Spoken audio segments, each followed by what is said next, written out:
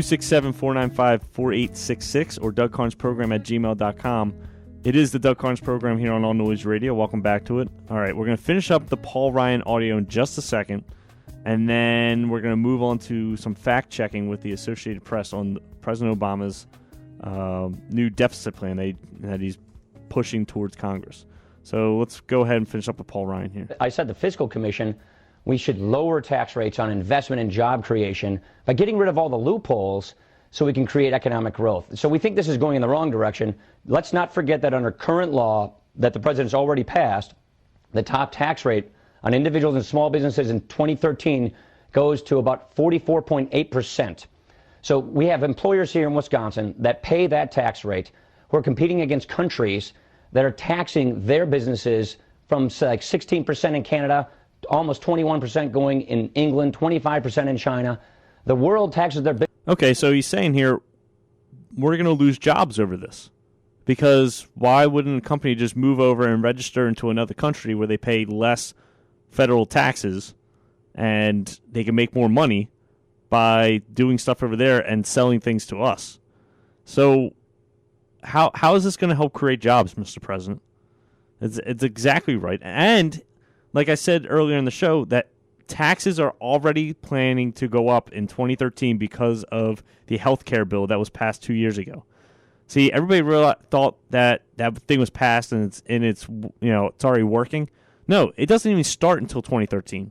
And taxes are going to be pushed back up to 44% for the top 5% of America. And then you're adding this, what he's doing right now, another $1.5 trillion in taxes. That how are jobs going to survive after this? You're going to see a massive job loss if this passes and we don't stop the health care bill from going through by 2013. We're going to see a massive job loss. What is unemployment going to look like then? Businesses at about 25%, and he's saying we're going to tax these job creators at above 45% with this new tax. What it does is it adds further instability to our system, more uncertainty, and it punishes job creation and those people who create jobs. Class warfare, Chris, may make for really good politics, but it makes for rotten economics. We don't need a system that seeks to divide people. We don't need a system that seeks to prey on people's fear, envy, and anxiety.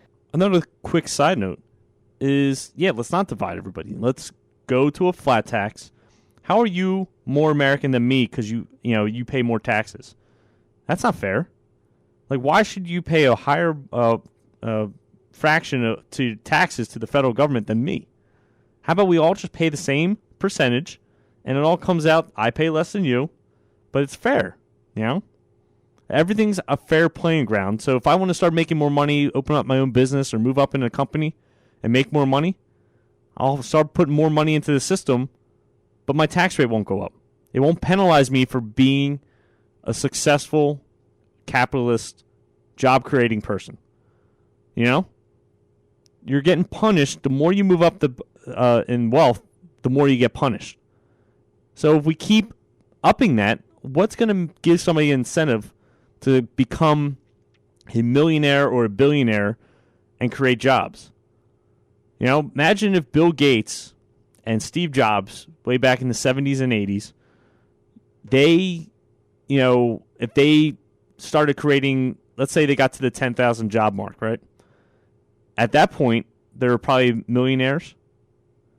And if they got to that point and their tax rate jumped from 15% to, let's say what it is now and what it's going to be at 50%, they would probably slow down because it's penalizing you every time you move up a bracket, you're getting penalized. And that's not fair. You would create so many more jobs if you just left the tax rate the same. Because when you're making $1 million, you're putting in $100,000. When you're making $1 billion, you're putting $1 million in. I'm sorry, you're putting $100 million in. And you're making $1 trillion. Well, nobody makes $1 trillion, but let's just say you're putting $100 billion in. So the more money you make, the more money you're putting in the system. You don't get around that.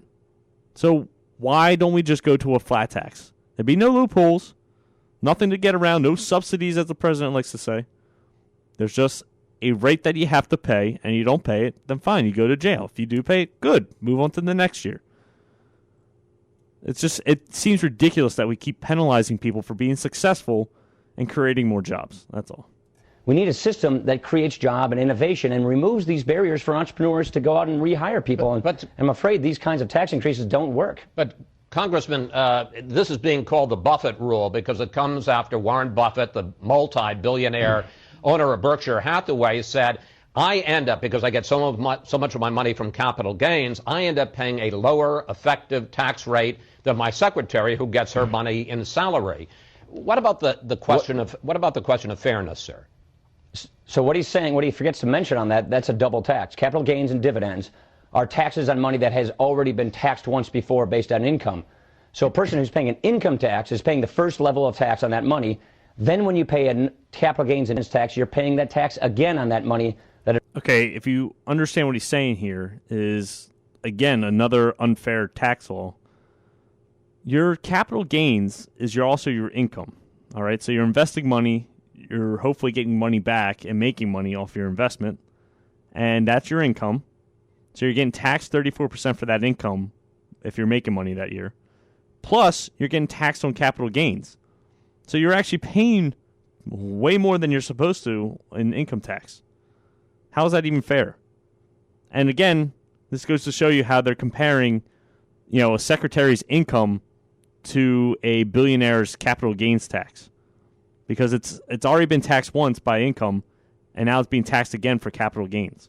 Earn this. What it does, and when we've done this before, when we've raised capital gains taxes and dividend taxes, we hurt economic growth. We stifle investment in our economy. So if we tax investment in job creation more, you will get less of it. Like I said, this looks like to me not a very good sign, because it looks like the president wants to move down the class warfare path. Class warfare will simply divide this country more, will attack job creators, divide people, and it doesn't grow the economy. Go to budget.house.gov and see a video we've put out that shows a common sense idea that has a lot of bipartisan support in Washington these days to lower tax rates on these things by going after loopholes. Those same millionaires are the people who use the tax shelters, which we want to get rid of. I got a lot to ask you. I don't mean to interrupt, but I have a lot I want to ask you about, Congressman. Let's take a look at the big picture on taxes. The president is proposing almost $500 billion in increased revenue to pay for his jobs plan. We're told he's likely to propose at least another $800 billion in increased revenue as part of tax reform as deficit reduction. Are you saying that Congress, and I'm talking specifically about the Republican-controlled House, won't go for any of it? You already have a $1.5 trillion tax increase coming in current law starting in 2013. Now we're talking about another $1.3 trillion tax increase on top of that. I mean, he's giving us a stimulus bill, which is basically like the old stimulus bill, just half as large, temporary tax rebates with increases, and then another tax increase on job creators and successful small businesses in addition to that. Why on earth would we go with that? All right, so $1.5 trillion coming in 2013, plus another $1.3 coming from this bill that he's putting out. That is $2.8 trillion coming out of the economy. That money is being taken out of the economy. So how does that fare for our jobs and our corporations and people that employ us? How does that create more jobs? It doesn't. And all that money does is go into social programs that, frankly, don't work. They don't work at all. They become bankrupt, and they enslave people into poverty. So how is this helping our economy? It's so... People think this is very complex. It's not. It's very simple. It's so simple. Just let the economy work. The 1920s proved it. You want an economy to be self-sufficient. It's going to go up and it's going to go down, but it's going to be self-sufficient. The government, all the government does is throws a wrench into the wheel and slams the brakes on the economy. I mean, we keep seeing these bubbles pop decade after decade. And not in the 90s, it was the dot-com bubble. In the 2000s, it's the housing bubble. What's going to be next? I have a feeling it's going to be the tech bubble. But we let the economy work. Creating jobs, public jobs, puts nothing back into the economy. It actually hurts the economy. So all these jobs, construction, high-speed rail, road jobs, construction jobs, paid by the government, does nothing but hurt jobs and hurt the economy because you're taking money out of people's pocket to pay for it when those jobs dry up. And look at Solyndra. I mean, the president's being investigated right now for Solyndra, the solar panel company out in California. They took a $500 million loan. Was it $500 million or $500 billion? Either way, it doesn't matter. Numbers don't matter anymore to the government. They took this huge loan. Within a year and a half, they're bankrupt, and they were signs to Congress and the administration that this company was going to go bankrupt anyways, even with the loan. But they gave it to them anyways. See how wasteful and inefficient the government can be? I mean, just not even on the fact of how corrupt President Obama is with giving these loans out to people who've helped his campaign, but just on the outside fact that the government knew that this company was probably going to go bankrupt. They gave $542 million to Solyndra, and they created, I think, 3,000 jobs or something. Comes out to $2 million a job. That a job was paying only like $50,000 to $100,000 a year. So how does that money get wasted? And now this company has no money whatsoever. They're bankrupt. They can't pay anybody back for those loans. So tell me how the government helps create jobs and helps keep the economy going, because it doesn't. They screw it up every single time. They really do. All right, so real quickly before we go to break, let's start breaking down these facts from Obama's deficit plan. AP fact check here. They go say President Barack Obama makes it sound like there are millionaires all over America paying taxes at lower rates than their secretaries. Well, this could be farther from the truth. Middle-class families shouldn't pay higher taxes than millionaires and billionaires, he says. That's pretty straightforward. It's hard to argue against that. The data, and then AP goes to say, the data tells a different story. On average, the wealthiest people in America pay a lot more taxes than the middle class or the poor, according to private and government data. They pay at a higher rate, and as a group, they contribute a much larger share of overall taxes collected by the federal government. This year, households making more than $1 million will pay an average of 29.1% of their income to federal taxes, including income taxes and payroll taxes, according to the Tax Policy Center.